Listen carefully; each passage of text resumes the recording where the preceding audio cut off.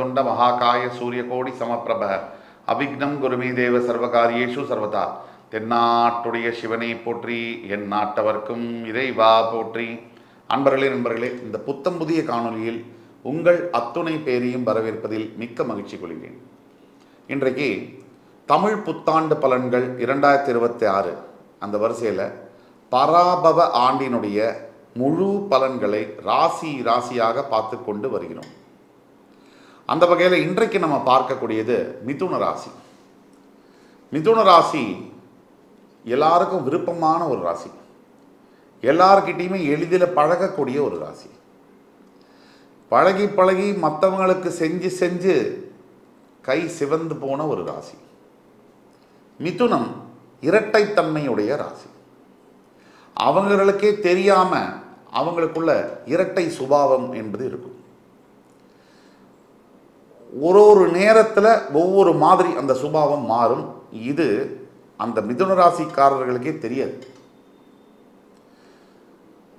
பார்த்ததெல்லாம் பால் என்று நம்பக்கூடிய ஒரு ராசி, பழகுவதெல்லாம் தேன் என்று நம்பக்கூடிய ஒரு ராசி. யாரையும் எளிதில் நம்பிடுவாங்க, இவங்களையும் யாரும் எளிதில் நம்புவாங்க. புதன் ஆதிக்கம் பெற்ற ராசி அப்படிங்கிறதுனால கம்யூனிகேஷன், தொழில்நுட்பம், வணிகம், சார்ட்டர்ட் அக்கௌண்டன்சி, வங்கிகள், இந்த மாதிரி நிறுவனங்களில், ஐடி நிறுவனங்களில் பெரும் பதவிகளில் இருக்கக்கூடியவர்கள் பொதுவாக மிதுன ராசியில் இருப்பாங்க. நீங்கள் வேலை செய்யக்கூடிய இடத்துல, நான் மிதுன ராசியை தாக்கி பேசலை, நீங்கள் வேலை செய்யக்கூடிய இடத்துல பக்கத்தில் ஒரு 50 பேர் வேலை செய்கிறாங்கன்னா அதில் ஒரு ஆள் மட்டும் அப்படியே மெதுவாக மேலே போய் டக்க மேலே போவாங்க. ஆனால் வேலையே தெரியாது, வேலையும் செய்ய மாட்டாங்க. அது மிதுன ராசி. இது உண்மை. எப்படா நம்ம மாடு மாதிரி உழைக்கிறோம், இவன் வேலையே செய்ய மாட்டேங்கிறான், ஆனால் மேலே கடகடன் போகிறானே எப்படின்னா மிதுன ராசி. ஏன்னா அவங்களுக்கு பாலிட்டிக்ஸ் என்பது ரத்தத்தில் கலந்திருக்கும். யார்கிட்ட எப்படி பேசணும், அந்த பேச்சுவார்த்தையில் எங்கே இஃப் பட்டு வைக்கணும், கோலன், செமிகோலன், அபாஸ்டஃபி, புள்ளி இதெல்லாம் எங்கே போடணும், இதெல்லாம் அத்துப்படியாக தெரிந்த மனிதர்கள் தான் மிதுன ராசி அன்பர்கள். கூட உழைப்பும் இருக்கும். நம்ம இங்கிருந்து பார்க்கும்போது அவங்கள குற்றமாக சொல்லுவோம், அவங்களுடைய வழி அவங்களுக்கு இருக்குது. அப்பேற்பட்ட மிதுனராசி என்பவர்களுக்கு தமிழ் புத்தாண்டில் எப்படிப்பட்ட பலன்கள் இருக்கு, வரக்கூடிய ஆண்டு என்னவெல்லாம் மாற்றங்கள் நிகழப்போகுது, இப்போ என்ன நடந்துட்டு இருக்குது, இதை பற்றிலாம் விரிவாக பேசலாம் வாங்க. மிதுன ராசி ஒரு அபூர்வமான ஒரு ராசி. காலபுருஷ தத்துவத்துக்கு 3ஆம் வீடு இந்த ராசி. புதன் ஆதிக்கம். இந்த புதன் ஒன்றும் சும்மா இல்லைங்க. படிப்பே இல்லாமல் பாறை ஆளக்கூடியவர்கள், படிப்பறிவு இல்லாமல் இந்த உலகத்தை ஆண்டவர்கள், ஆட்சி நடத்தியவர்கள் யார்? பெரும்பாலும் மிதுனம். உலக அறிவு இவர்களுக்கு அதிகமாக இருக்கு இல்லையா? இந்த உலக ஞானம் அது ரொம்ப முக்கியமாச்சே. தவிர ஞானமே இல்லாதவனோ இந்த வாயில வடை சொல்றது யாரு? நிறைய அரசியல் புரோக்கர்ஸு, இந்த பாலிடிக்ஸில் இருக்கக்கூடிய பல பேர் வாயில வடை சுடுவாங்க. எதுவுமே இருக்காது, திறமை, படிப்பு, அறிவு எதுவுமே இருக்காது. ஆனால் வாயில் அவங்க பேசுகிறத பார்த்தோம்னா நம்ம நம்பிடுவோம். அது மிதுனம். அப்பேற்பட்ட மிதுனம் இந்த ஆண்டு உங்களுக்கு 10ஆம் இடத்தில் சனி பகவான் வந்திருக்கிறார். உங்களுடைய 9ஆம் வீட்டில் ராகு இருக்கிறார். உங்கள் ராசியிலேயே ஜூன் 2 இன்னும் ஒரு 1.5 மாதத்துக்கு குரு இருக்கார். அதுக்கு பிறகு குரு உங்களோட 2ஆம் இடத்துக்கு போய் உச்சமாகி உங்களுடைய 6, 8, 10 வீடுகளை பார்ப்பார். இப்போதைக்கு உங்கள் ராசியின் 3ஆம் வீட்டில் கேது இருக்கிறார். இதுதான் நிலைமை. இதுக்கு என்ன பதில்? மிதுன ராசி என்பர்கள் இந்த கிரகம் குரு, சனி, ராகு, கேதுடைய இதை வச்சு எப்படி இருப்பாங்க? ஏன்னா இந்த கிரகங்கள் தான் பெரிய கிரகங்கள், ஓராண்டுக்கு மேல மாறக்கூடிய கிரகங்கள்.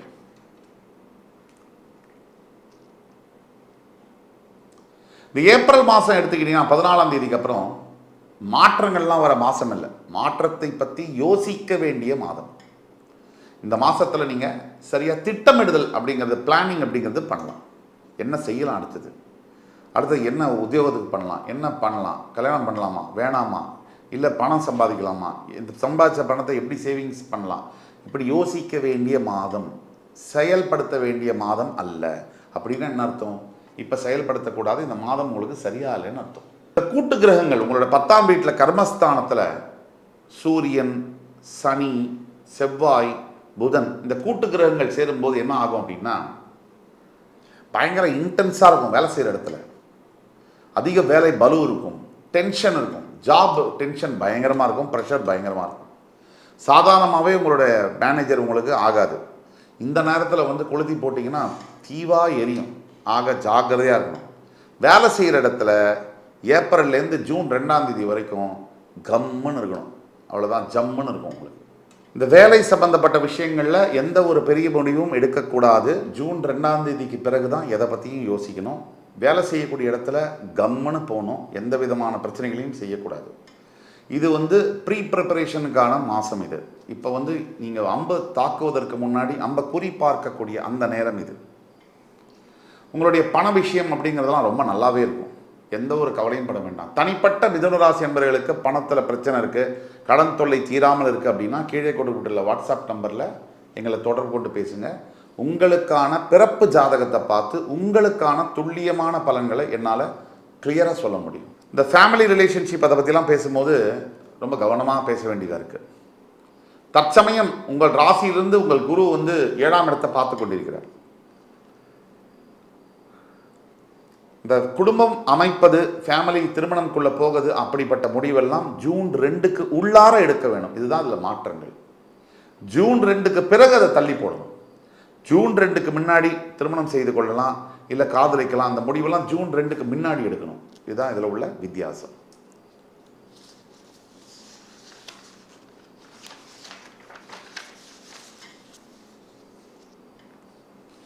அதே மாதிரி படிக்கக்கூடிய மாணவ மாணவியர்களுக்கு பார்த்தீங்கன்னா ஃபஸ்ட் கிளாஸாக இருக்குது டைம். மிதுன ராசியில் இருக்கக்கூடிய ஸ்டூடெண்ட்ஸுக்கு த பெஸ்ட் டைம். படிக்கலாமா, உங்களுக்கு என்ன வேணுமோ நீங்கள் படிக்கலாம். நீங்கள் நினச்ச இடத்துல நினச்ச நேரத்தில் அந்த அட்மிஷன் கிடைக்கும். தைரியமாக படிங்க, நிறையா ஜெயிச்சுட்டு வாங்க. அதே மாதிரி ஹெல்த் ஆரோக்கியம் பற்றி பேசும்போது பெரிய ஹெல்த் இஷ்யூலாம் எதுவுமே வராது. ஆனால் பிரயாணத்தை மேற்கொள்ளும் போது, ட்ராவல் பண்ணும்போது மட்டும் ஜாக்கிரதையாக இருக்கணும். கண்டதை சாப்பிட்றது, கண்டதை அப்படியே ஃபோன் பார்த்துட்டு 2 மணி வரைக்கும் தூங்காமல் இருக்கிறது, இதெல்லாம் செய்யக்கூடாது. மிதுன ராசிக்கு தற்சமயம் என்ன அப்படின்னு கேட்டிங்கன்னா, ஜென்மகுருவால் பெரிய பாதிப்புகளை பார்த்துருக்கீங்க. அது உங்கள் உடல் ஆரோக்கியத்தை மட்டும் இல்லாமல் உங்களோட நிம்மதி, உங்களோட குடும்ப நிம்மதி எஸ்பெஷலாக குலைஞ்சிருக்கு. இந்த கணவன் மனைவி, மிதுன ராசிக்குள்ளே இருக்கக்கூடிய கணவன் மனைவிக்குள்ளே வர்ற சண்டை தலைவன் தலைவி திரைப்படத்தில் வரும் பாருங்க, அந்த மாதிரி அவங்க 2 பேரும் ஒன்றா சேர்ந்தாலும் ஊரில் இருக்கிறவங்கலாம் குழம்பி சின்னாபின்னமாயிருவாங்க பாருங்கள், அந்த மாதிரியான அமைப்பில் இருக்குது. தவிர கணவன் மனைவி விவாகரத்து கேஸ்லாம் கூட பல பேருக்கு நடக்குது. இதில் குழந்தைகள் தவிப்பது என்ன, நடுவில் மாட்டிக்கிட்டு அப்பா வந்து குழந்தைகளை பார்க்க முடியாமல் இருப்பது என்ன, இது ஒரு ட்ரெண்ட் இல்லை. இப்போ ஒரு அப்பா வந்து குழந்தைங்களை வந்து பார்க்க முடியாது, அது ஒரு ட்ரெண்டு. அந்த மாதிரி இருப்பது என்ன. ஆக இதெல்லாம் குடும்பத்துக்குள்ளே ஏகப்பட்ட பிரச்சனைகள். சில கணவன்மார்களும் தவறு செய்கிறார்கள், சில மனைவிமார்களும் தவறு செய்கிறாங்க. இப்போ இதெல்லாம் போய் யார் தலையில் விழுது அப்படின்னா, அந்த எதுவும் பாவம் செய்யாத ஒரு குழந்தைங்க மேலே போய் விழுது. அந்த குழந்தைங்க வந்து அம்மா யார் அப்பா யாருன்னு தெரியாமல் மிதுன ராசி பிறந்த குழந்தைகள், மிதுன ராசிக்காரர்களுக்கு பிறந்த குழந்தைகள் அவஸ்தைப்படுகிறார்கள். இதெல்லாம் மாறக்கூடிய ஒரு காலம். ஜூன் 2ஆம் தேதிக்கு பிறகு இதெல்லாம் மாறும். அதே மாதிரி மிகப்பெரிய விஷயம் என்ன அப்படின்னா, மிதுன ராசி நண்பர்களுக்கு இப்போது வெளிநாட்டில் யாராவது ஒர்க் பண்ணணும், இல்லை கல்யாணம் பண்ணணும், இல்லை எங்களுக்கு வந்து ஒரு படிக்கணும், இந்த மாதிரி காலகட்டங்களுக்கு ஒத்த காலகட்டமாக இருக்குது.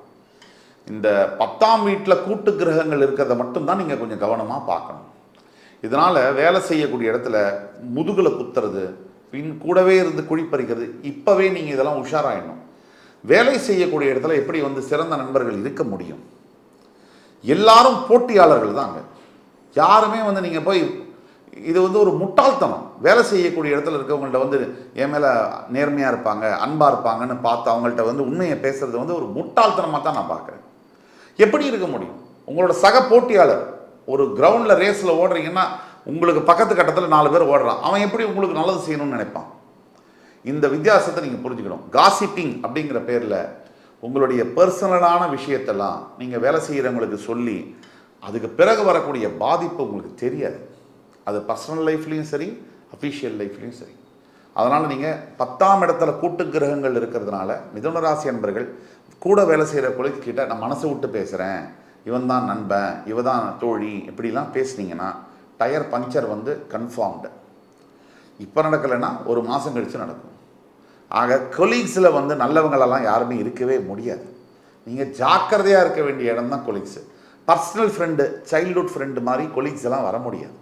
அதனால் ஜாக்கிரதையாக இருக்க வேண்டியது அவசியம். தவறு 9ஆம் இடத்தில் இருக்கக்கூடிய ராகு, தந்தையாருடைய உடல்நிலையில் கவனம் இருக்கணும். தந்தையாருக்கும் உங்களுக்கும் சண்டைகள், சச்சரவுகள் வரலாம். 3ஆம் இடத்தில் இருக்கக்கூடிய கேதுவுனால கண்டிப்பாக சகோதர சகோதரிகள், தம்பி தங்க இவங்களோட உங்களுக்கு பிரச்சனை ஏற்படுறது வில்லங்க ஏற்கனவே இருக்குது, இன்னும் அதிகப்படும்.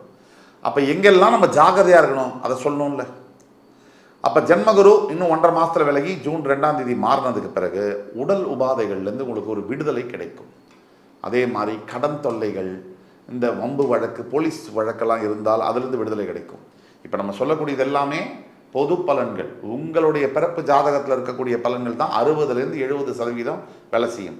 உங்களுக்கு உங்கள் வாழ்க்கை சம்பந்தப்பட்ட குறிப்பிட்ட கேள்விகள், நிறைய பிரச்சனைகள் இருக்குன்னா கீழே கொடுக்குள்ள வாட்ஸ்அப் நம்பரில் எங்களை தொடர்பு கொண்டு நீங்கள் பேசுனீங்கன்னா உங்களுக்கு துல்லியமான ஒரு பலனை என்னால் சொல்ல முடியும். உங்கள் வாழ்க்கை மாற்றங்கள் அங்கிருந்து தொடங்கும். ஆக மிதுன ராசி அன்பர்களை பொறுத்த வரைக்கும் ஜாக்கிரதையாக இருக்க வேண்டிய காலகட்டங்கள். எல்லாம் தன்னால் வரும், தடியால் அடிக்க வேண்டாம் அப்படிங்கிறதான் நம்ம சொல்கிறோம்.